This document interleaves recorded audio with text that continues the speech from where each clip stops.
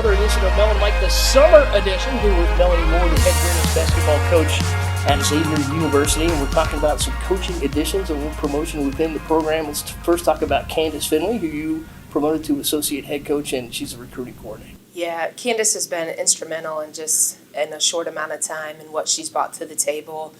She is a great recruiter, an unbelievable basketball mind. I mean, she's somebody that in timeouts would be like, she sees the game so well. And then the development, she's mentoring Ari Gray and our post players, and she's done an excellent job of just that relationship piece, empowering them as a woman, but also making them the best basketball player they can be.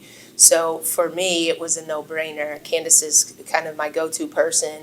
And she's a bright star in this profession. So I'm doing whatever I can to keep her here and keep her on board so we can get Xavier women's basketball moving forward.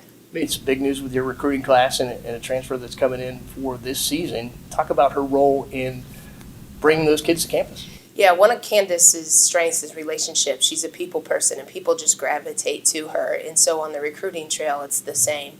And so all those kids, she immediately made an impact with the relationship with them, their parents, kind of their coaches. And so she's been excellent just getting elite level talent to campus and then signing those kids. She was part of a couple of big turnarounds, one at Eastern Michigan.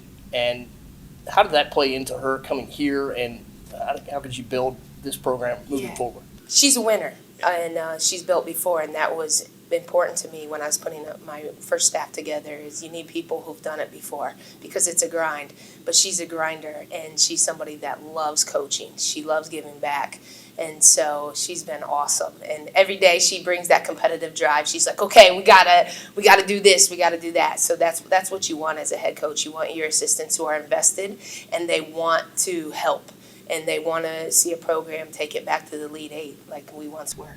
And you welcome a new assistant. He's been on the job, I think, about a week now. And he's Rowe. He comes over from Northern Kentucky, but had a nice stretch at West Virginia. Prior to that, both on the men's and women's side.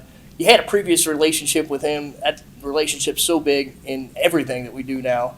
How did it come to pass that you were able to attract him here to Yeah, so funny recruiting story. Lester was at West Virginia. It was probably one of my first years at Michigan, and we were heading to a recruiting trip, and we were in Detroit Airport.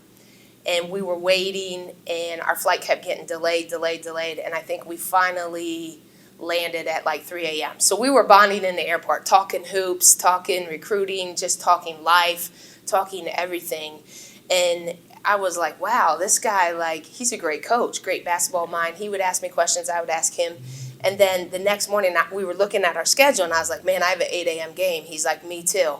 So it's funny because not all coaches would have got up. I think we ended up landing at 3 a.m. So you're probably getting a couple hours of sleep, and then you're back up. And at that 8 a.m. game, there was Lester. He was there at 7:30. I was there at 7:30. I was like, that guy's a grinder. That guy, like, cares about this profession and recruiting these young women. So just ever since then, we'd always see each other, be sitting at the same games and just talking. And I knew one day I would hire him. So he's been an amazing addition, even in a short amount of time. He's so passionate about basketball. He's a girl dad. He has 2 daughters himself. One played basketball, one played softball. So he gets it. He's another resource for our kids to go to. He develops post players. He has some players that he developed that are in the WNBA.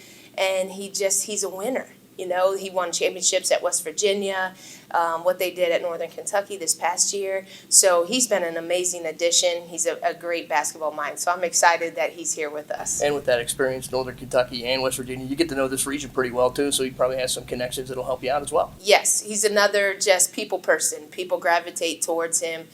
He's a bubbly personality. Like, right away, he just, like, brings that spirit. Our whole hallway's laughing, you know. And so it's the same. Recruits gravitate to him, and families gravitate to him as well. All right, our COVID-19 situation has brought a lot of things into upheaval. You've had to recruit a little bit differently this summer. Talk about the process and what you've been going through and how you've been trying to evaluate some players. Yeah, we kind of look at it as day to day.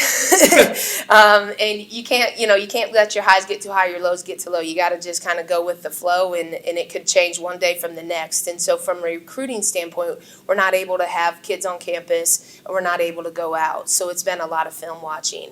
And with it being the month of July, that's usually when we're out on the road. So my first time in, I think, 22 years that I'm actually home in July. It's a little different vibe that I got going on. But we're watching, there's still tournaments going on, so we're watching as much film as we can so we don't miss an edge with the next recruiting class.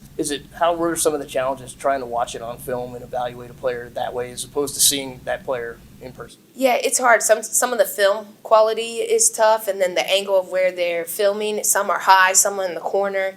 And then some girls, if they have long hair or lighter uniforms, it's hard to see the numbers. So you do the best you can. You're on the phone a lot.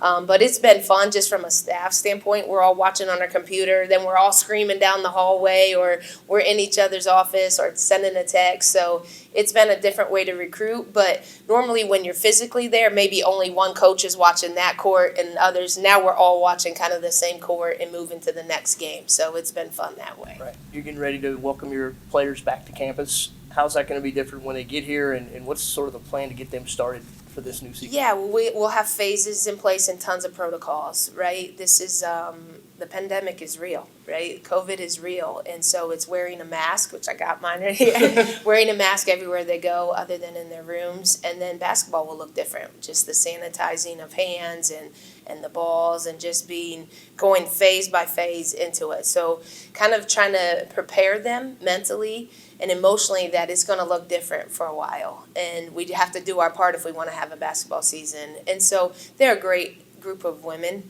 and they get it, and they've been doing their part. And I love what you're doing social media-wise. It's if you want this, you're showing a picture of the player in the basketball season, wear the mask. So that message is going out. You're doing your part that way. Yep, for sure. Got to wear your mask. This wraps up the summer edition of Mel and Mike, and we'll leave you to close it with Go X!